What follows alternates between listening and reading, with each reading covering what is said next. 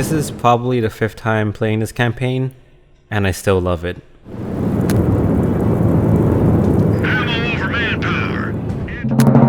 RTS campaigns are usually uninspired, at least for me.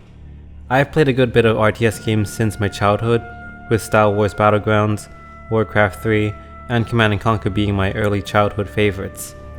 Then Company of Heroes, Dawn of War, and World in Conflict came along and showed how RTS games could evolve in many ways, from new mechanics to upping the production values considerably.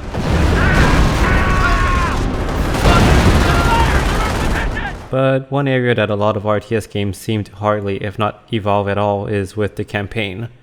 And boy, does Company of Heroes, its expansions, and the sequel just not evolve in that department. A lot of the Company of Heroes single-player missions default to building your base, gathering up your resources, building up your army, and then sending them to destroy the enemy base. Rinse and repeat. Sometimes they vary up the missions, like having you hold the line, which isn't all that interesting, or they give you a finite amount of units to accomplish a mission. But they're the exception rather than the rule. Most RTS campaigns still stick to the tried and true formula, even if the rules of the battlefield changes, like in Company of Heroes, with an emphasis on capturing points and tactical gameplay instead of blobbing large armies, and the end result isn't pretty.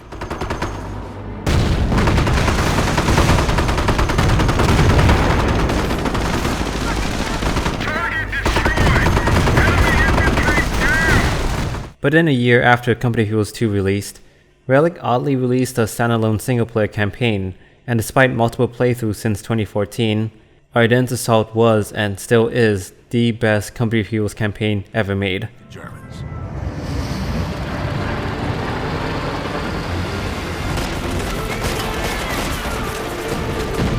How can some standalone campaign with a smaller budget follow up from a by-the-numbers, uninteresting, tedious campaign set in the Eastern Front to one of the best campaigns I ever played? Well, we first have to see what came before Ardennes Assault.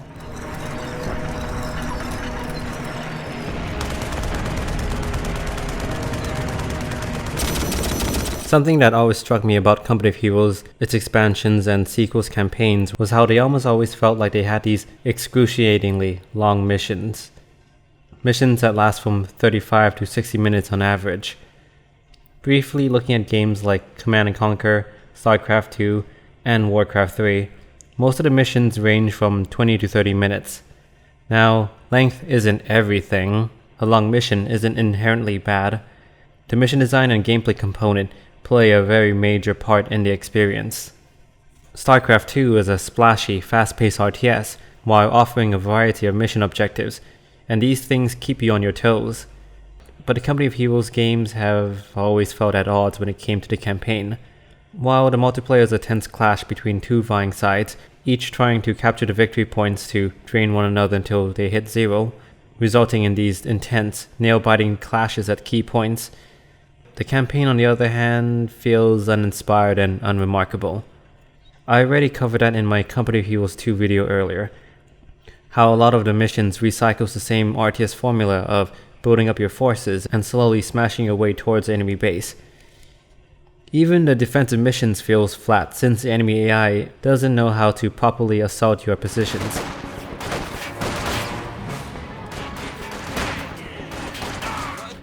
Apart from a few missions in all of the franchise, like the D-Day opening and the Tiger Hunt mission, Come on. Gotcha. I just found the majority of missions unengaging. It didn't help that the campaign lacked a thematic weight behind them. The original Company of Heroes took place during the breakout in Normandy, where the Allies had to act fast to prevent the Germans from reacting effectively. The sequel had the brutal Eastern Front, and yet I never felt like the game captured that slaughterhouse that the war was. Like, it wants you to feel bad about throwing away soldiers. At what cost? You were always willing to sacrifice so many brave men. Were their lives really so cheap? But it also rewards you with objectively better soldiers? What's the downside or consequence of your actions there? Overall, the previous campaigns have had missions that gone on too long and just failed to take advantage of the Company of Heroes mechanics, which work so well in multiplayer. and they just lack tension, agency, and consequence. More or less 3 things that I think perfectly captures why I love Ardennes Assault. The 5th Panzer Division attacked Bastogne and St. Vite, aiming to capture these strategic road junctions and secure their hold on the region. Ardennes Assault takes place during the Allied counterattack during the Battle of the Bulge. The Germans, having failed to break through and reach Antwerp, are on the defensive, and this is where you come in. You choose 3 from 4 companies during the campaign: the Support Company, the Airborne Company, the Mechanized Company, and or the Ranger Company. From there you lead your companies on a strategic map and push back the Germans in a variety of handcrafted missions in classic Company of Heroes style tactical battles, where Ardennes Assault not only differs from previous campaigns, besides giving you control of when and where to attack on the strategic map, I felt the weight of my decisions actually matter. Not just in the moment-to-moment decision-making during the specific engagements, but it genuinely made me think of the long-term consequences of my actions, because casualties in this campaign actually carry over from battle to battle. As in, for each man you lose, you are being depleted of men for your company. Just got a report of an infantry unit being wiped out. And this encourages you to minimize casualties. And how do you minimize casualties? By playing smart. I've heard a few people criticize the game for being too punishing, but for me personally, as someone who put in an unhealthy amount of hours in the game over the 7 years, I really appreciate how Ardennes Assault encourages smarter play than what came before it. With the previous Company of Heroes campaigns, almost every mission had you throw away lives, and the only downside was losing some veteran units and spending time training new units. And that's not compelling. Now with Ardennes Assault, seeing your force pool dwindle down after heavy clashes and possibly be at risk of being depleted had me squirming, knowing that I'm screwing up, and for the first time in the series, I'm feeling bad about the men dying. Sure, the soldiers don't actually have backstories or whatever, but having persistent casualties makes me care more than I ever did before. And I also appreciate the attempt at making the game feel more personal.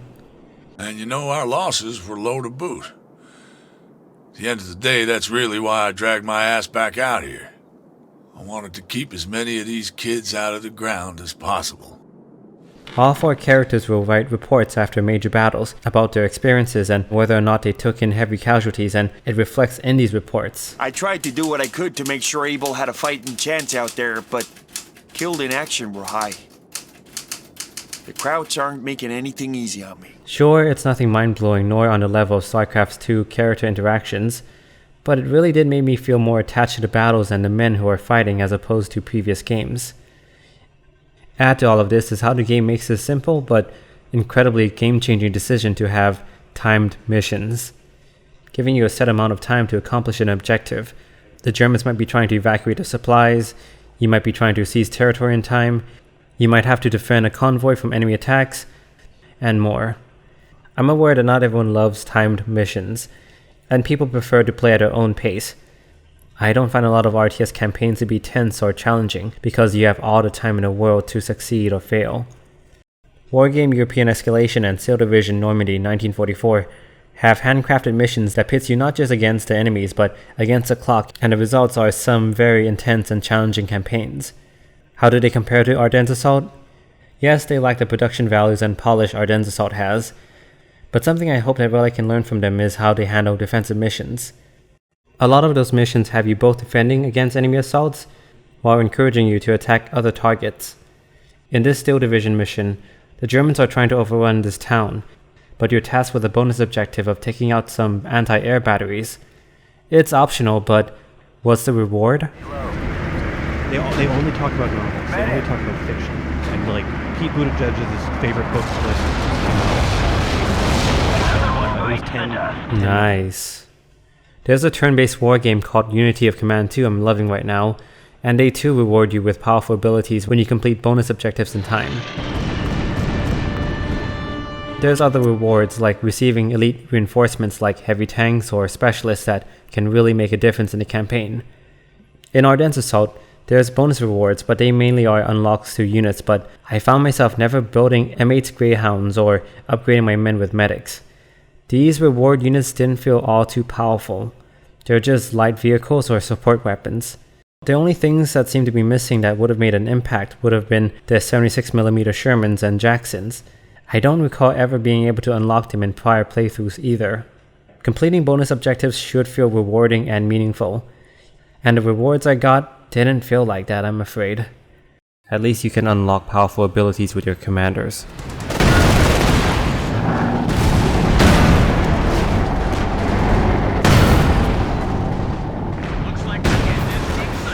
Speaking of misstep, this standalone campaign launching at $40, that and the amount of reviews, probably meant it didn't sell well, which I hope doesn't scare Relic away from making a dynamic campaign like Ardennes Assault in the future. I mean, we got Dawn of War 3 right after this, and one day I'll muster the strength to finish it. I guess another downside to the campaign is how the strategic side of things isn't really reactive. You, the player, is always able to move and choose when and where to attack. But the German forces? They don't at all. They just sit there on the map for the entire campaign. But on the other hand, I'm more than happy with the decision to mostly have handcrafted missions with dynamic elements, which given their budget and scale, was probably the best route to go with. In spite of these missteps, I want to end on the finale, which is just a perfect way to wrap up the entire campaign. After removing the Germans out of Belgium, the game surprises you with one last mission, assaulting the Siegfried Line, the last defensive wall stopping the Allies from entering Germany. And you play not one, not two, but all three companies in the battle, swapping from one to the other almost seamlessly. There was just this sense of momentum and energy to finish off the campaign, something the previous Company of Heroes campaigns lacked, and I wholeheartedly appreciate. We're taking heavy fire from the top of the hill! We need support! I've played this campaign 5 times since 2014 and it still holds up to this day. A small-scale dynamic campaign never done before in the series, it is one of the best RTS campaigns I've had the pleasure of playing. It captures the sense of desperation and attachment I want from RTS games. I want to feel something as my units succeed or suffer from the weight of my decisions, and I'd have to live with the consequences. Light vehicle just got destroyed. Before, I never had to worry about my losses in the previous Company of Heroes campaigns, till Ardennes Assault. We took some losses, but these guys are taking setbacks in their stride. Glad to say these men are cut from grandfather's cloth. And so it's a shame that Relic's next game, Dawn of War 3, didn't build off from the dynamic campaign approach and instead went with another standard run-of-the-mill linear campaign without any consequences or anything. In any case, Ardennes Assault is the first time Relic placed the burden of command on the players by providing a dynamic, persistent world with meaningful choices. Let's just hope it's not the last. It is clear that the enemy's days are numbered. All that remains is the conquest of the fatherland itself.